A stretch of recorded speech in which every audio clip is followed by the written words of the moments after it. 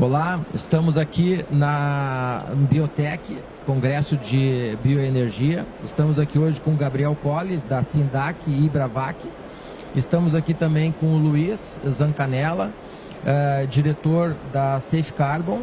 E hoje a gente vai conversar um pouquinho sobre a aviação agrícola no Brasil. E vou passar aqui o microfone para o Gabriel para que ele nos dê como é que está esse mercado, como é que está o crescimento, as tecnologias utilizadas, os combustíveis utilizados na aviação agrícola no Brasil. E esse crescimento, como é que está esse mercado? Hoje a gente está aí falando de sustentabilidade e a aviação agrícola é importante, porque a gente está aqui não só num estado que é muito grande no agronegócio, e a importância da aviação agrícola nesse mercado. Como a gente fala em sustentabilidade, queria ver que tu desse as informações de como é que está esse mercado, sobre combustíveis, utilização. Então eu vou te passar para que tu pudesse nos dar essas informações. Maravilha. Primeiro, obrigado pelo convite. Obrigado aí, Alexandre, seu Luiz aí, Zancanella, obrigado pela oportunidade. Esse tema da sustentabilidade ele é um tema muito presente na aviação agrícola do Brasil. Para quem não acompanha tanto o segmento, o Brasil ele é pioneiro quando a gente fala em tecnologia na agricultura. Hoje a aviação agrícola ela é considerada pelo Ministério da Agricultura como agricultura de precisão. Então já tem um reconhecimento aí há alguns anos da importância dessa tecnologia. É um modelo de operação completamente regulamentado já há muito tempo. É o único método de aplicação de defensivo, seja ele químico ou biológico, que tem regulamentação própria no Brasil, que é o método aéreo. E já há muitos anos o setor vem num crescente extremamente importante.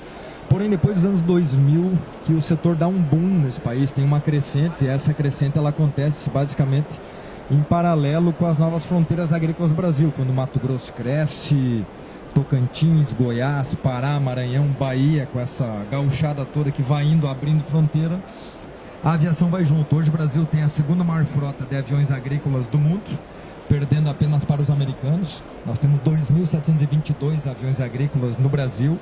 Os americanos aí chegaram em 3.000 agora. O Brasil deve passar os americanos em 4 anos, na medida que a gente está num crescente extremamente interessante. Já são 6 anos que a gente voa muito mais que eles, porque o Brasil faz 3 safras, o americano faz 2 por causa da neve, essa questão climática. Então o Brasil consegue voar e trabalhar muito mais.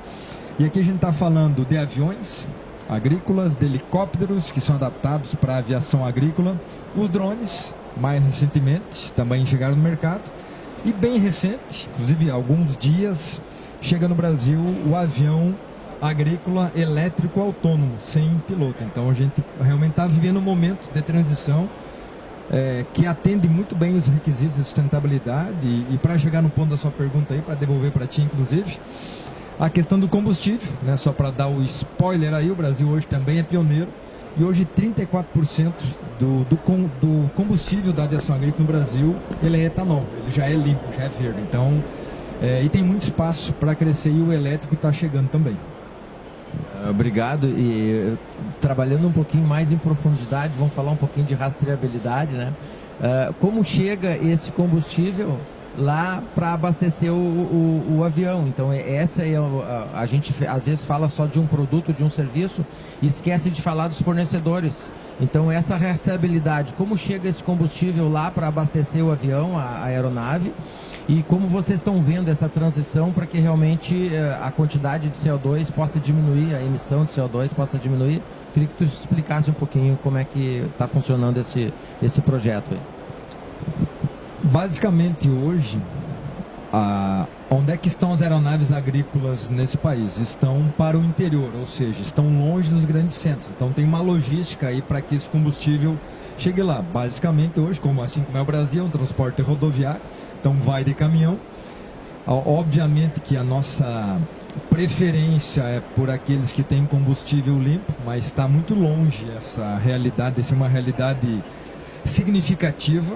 Mas é algo que em 2024 avançou bastante. A gente conseguiu aproximar aí com 2 boas parcerias com fornecedores, nesse sentido, que fornecem combustível para a aviação agrícola. Então a gente quer avançar nessa história do selo de sustentabilidade, da rastreabilidade também. Bom, a gente conseguiu mexer nas empresas que prestam serviço e nas fazendas que trabalham para eles mesmos.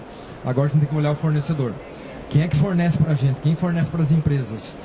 Vamos dar preferência para aqueles que já têm o seu caminhão elétrico, por exemplo. Então é um movimento que está acontecendo. Inclusive a gente está negociando com um grande produtor hoje de energia limpa no Brasil, o fornecimento de combustível. E está na mesa como que esse combustível chega lá. Não adianta, na nossa opinião, a gente pensar só no combustível que o avião consome. Mas onde tem um avião, pelo menos tem 3 caminhões trabalhando, tem as caminhonetes, tem todo o que está na volta, que hoje é o nosso debate, hoje é a preocupação para resolver, melhorar essa logística toda no olhar para frente. Já que o setor ele foi pioneiro dentro da porteira, a gente também quer ser pioneiro para fora, né? Toda a logística, como é que chega lá o combustível? Para te fazer só mais uma pergunta, depois passar para o Luiz. Como tu vê, por exemplo, a frota de ônibus hoje no Brasil? São Paulo tem a maior frota de ônibus hoje, que deve estar em 14 mil ônibus rodando por dia dentro da cidade de São Paulo. Para a gente fazer toda essa transição para colocar o ônibus elétrico, eu não sei se a indústria ainda, porque o Brasil lá tem 5.500 municípios, quanto que precisa essa produção de ônibus para transformar essa parte elétrica. Entrando para a área de caminhões, como tu vê esse mercado de caminhões elétricos para atender a aviação agrícola, somente a aviação agrícola? Como tu vê a produção, como é que tá as empresas que estão produzindo esses caminhões para transportar o combustível? O que é importante a gente olhar? E aí olhando um pouco do contexto histórico, há 8, 9, 10 anos, a gente estava debatendo se era importante o avião ter um combustível limpo.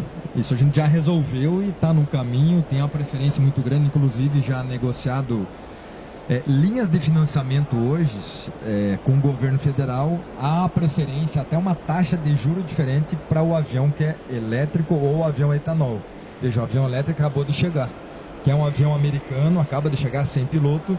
Há um projeto da Embraer para o avião elétrico também, então a gente acha que isso vai incentivar, inclusive, muito esse mercado. O mesmo vale para os caminhões, né? Então eu enxergo que sim, a indústria precisa olhar, talvez isso não tem como ser curto prazo, mas olhar médio e longo prazo. Nós estamos olhando hoje 2035 já. Como é que nós vamos estar em 2035? A gente tem uma certeza, que população a gente vai ter e que nós somos de alimentos. Tem que produzir alimentos. Bom, a gente tem que produzir alimentos de forma cada vez mais limpa para nós cuidar de todos esses efeitos que o planeta está tendo. Para isso, quem nos fornece também tem que olhar. Por que eu estou dizendo tudo isso? Quem está na nossa volta, a gente está chamando para a mesa para conversar, porque para nós olhar toda a cadeia, como é que chega todos os serviços que a gente consome. Por exemplo, todos os hangares hoje onde guarda os aviões. A gente tem um projeto para que todos tenham energia solar, por exemplo, no Brasil inteiro. São mais de 1.000 hangares. Olha o que isso pode representar numa mudança de paradigma. Aí você imagina, nós estamos falando aí de pelo menos uns 6 mil caminhões no Brasil que abastecem esse mundo da aviação agrícola. Então tem um espaço muito grande, muito importante, e que a indústria precisa trabalhar com a gente nesse sentido. Mas a gente vê muitos avanços, a gente vê uma indústria preocupada, muito aberta para trabalhar, para poder seguir atendendo. Senão é possível que ela não atenda no futuro, porque o que a gente avalia bastante nos nossos debates? O que a sociedade quer? A sociedade quer isso, então a gente precisa se adaptar. Bom, quanto custa? A gente precisa achar quem financia isso. Esse é o nosso trabalho, enquanto entidade, enquanto SINDAG, enquanto Embravag, entidades que representam toda a parte produtiva, arrumar caminhos, criar fundo, trazer articulação, trazer outros fundos internacionais, inclusive, para a gente seguir produzindo, porque a única certeza que a gente tem, o Brasil vai ser cada vez mais uma potência na produção de alimentos, e também na questão da energia, nessa transição, né? Pode ser ainda mais, que é a área que você entende ainda mais, muito mais do que eu, o Brasil tem tudo para fazer ainda. Obrigado. Eu já passo aqui para o Dr. Luiz Carlos Zancanella, que é um dos diretores da Safe Carbon, e já muda um pouquinho de lado. O que de serviços que vocês podem utilizar da aviação agrícola também vai ter rastreabilidade. De realmente avião elétrico, avião com etanol, toda a rastreabilidade, porque eles também compram os serviços de vocês. E tem uma coisa muito importante, eu sou um pesquisador na área de ecossistemas empreendedores, e eu vejo os principais ecossistemas no Brasil, pelo menos, que são usados 3 L's: universidade, governo e empresas. E estão esquecendo de quem consome, que é a população, a sociedade civil. Com a força que a sociedade civil tem de escolher produtos, ela também vai escolher o produto que está sendo comercializado no supermercado por toda essa rastreabilidade. Lá na aviação agrícola, em quem está fazendo os projetos lá de crédito de carbono, enfim. Então a população vai começar a ser informada desses quesitos. Luiz, como tu vê essa questão de escolher fornecedores que tenham certificação de sustentabilidade, que estejam no caminho da transição energética? Obrigado, Alexandre. Um bom dia a todos. Gabriel, é uma grande honra participar de uma mesa contigo, uma autoridade em questão de sustentabilidade no país e um grande conhecedor da situação do campo, né, que vocês fazem essa varredura. Bom, a Safe Carbon, ela está lançando, junto com a Salt Brasil, um selo de sustentabilidade exatamente para que as pessoas possam escolher onde o seu cliente, quais dos seus clientes estão aderindo à sustentabilidade. Que a sustentabilidade nada mais é, em poucas palavras, do que a garantia de que o efeito estufa não vai nos atingir de forma tão devastadora, né? Nós temos que minimizar isso.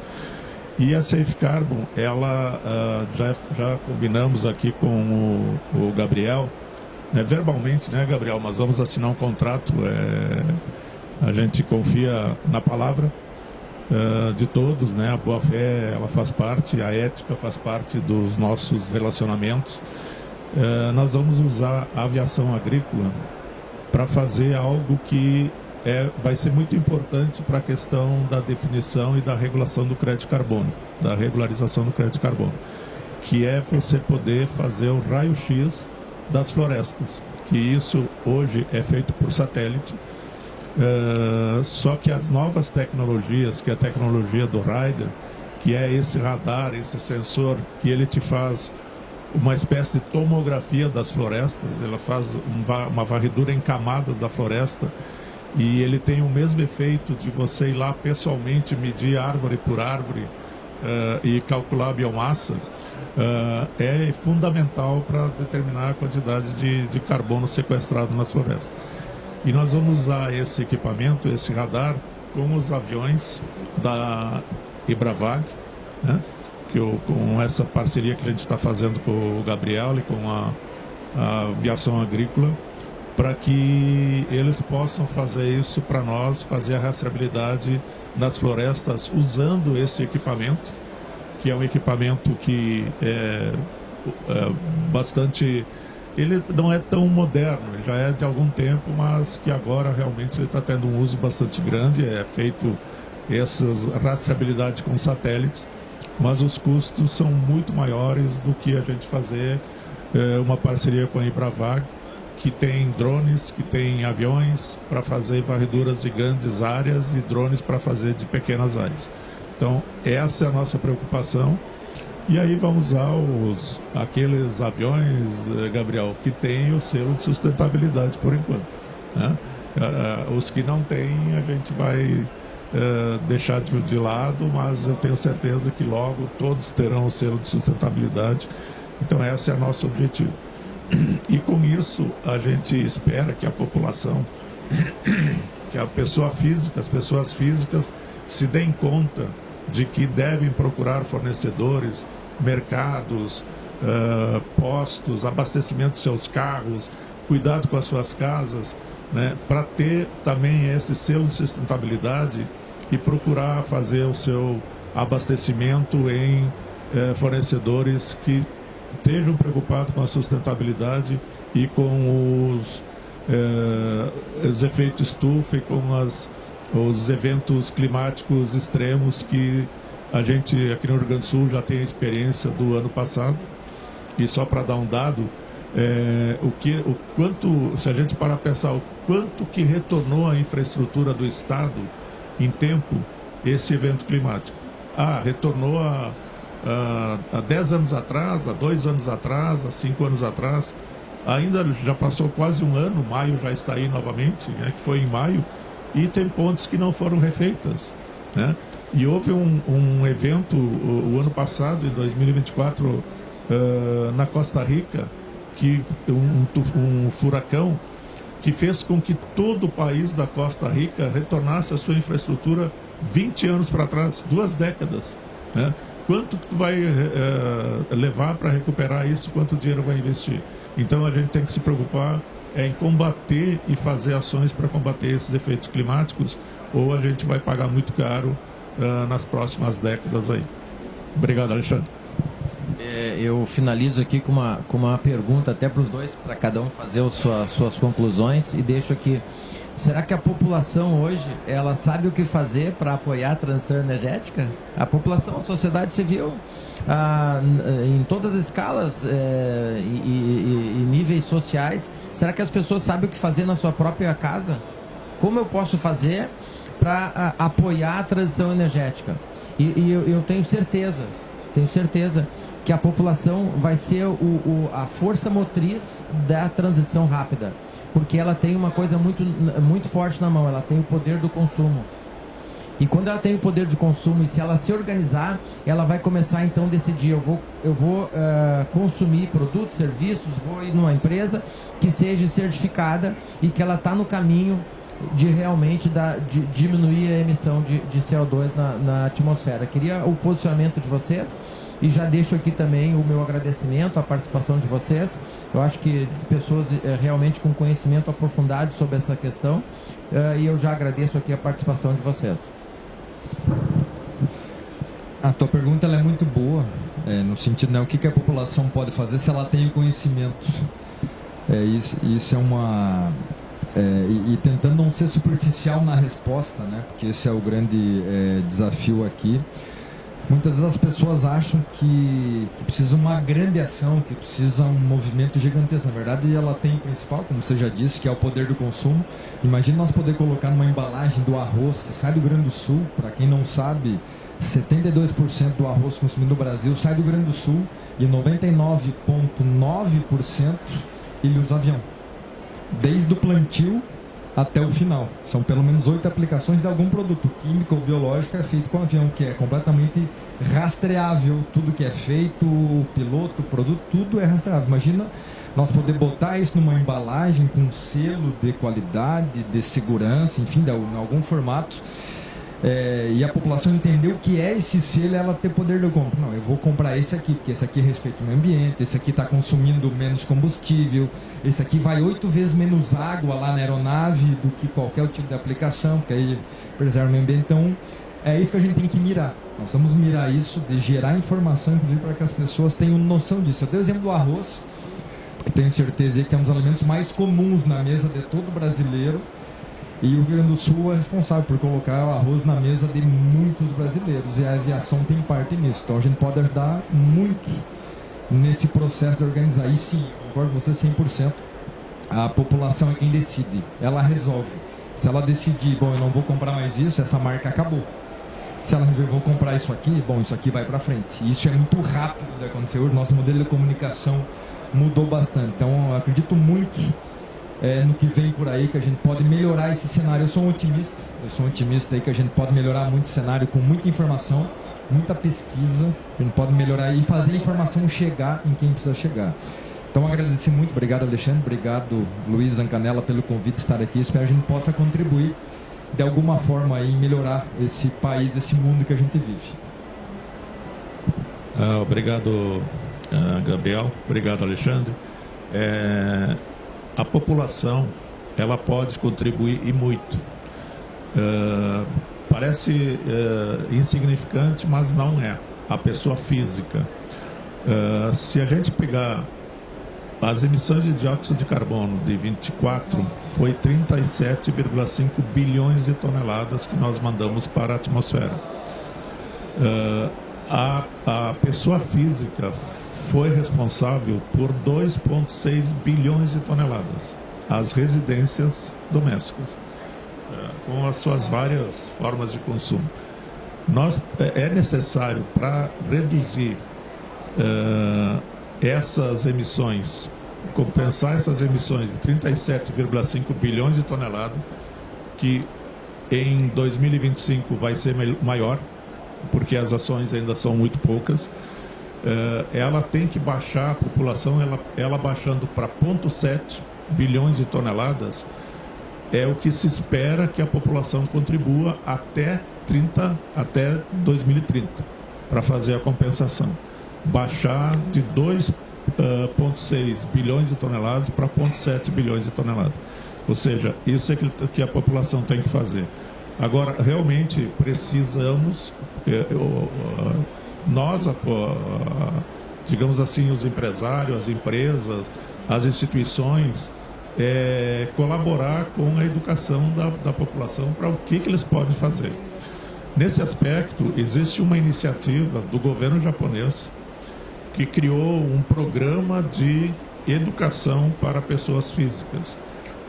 E esse programa ele já está sendo aderido por vários países no mundo. Já tem 7 países que aderiram.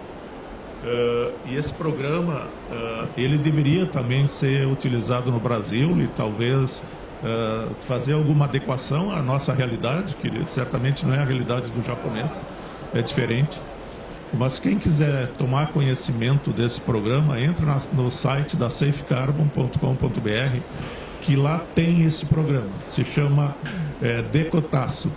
Tá? Ele é um programa que exatamente mostra o que a população pode fazer, a pessoa física pode fazer para diminuir e contribuir com a sustentabilidade, com a sua ação pessoal para reduzir os gases de efeito estufa. E nós precisamos que isso seja feito. O que a população tem que saber é que com o nível de dióxido de carbono que está na atmosfera hoje, não tem mais volta. Os efeitos climáticos que estão acontecendo vão continuar acontecendo e vão piorar se o nível de dióxido de carbono, a concentração aumentar. Então tem que ter essa consciência. O que tem que se fazer? Minimizar a emissão de dióxido de carbono ao máximo possível e ainda vamos ter que fazer captura do dióxido de carbono da atmosfera. Então, quanto mais a população contribuir, a pessoa física contribuir, por menor que seja a sua ação de adquirir produtos em empresas sustentáveis, vai ser uma grande contribuição. Ninguém pensa que eu não vou fazer porque não significa nada. Vai significar e muito. Pode significar o futuro da humanidade. Obrigado pela atenção, obrigado a todos.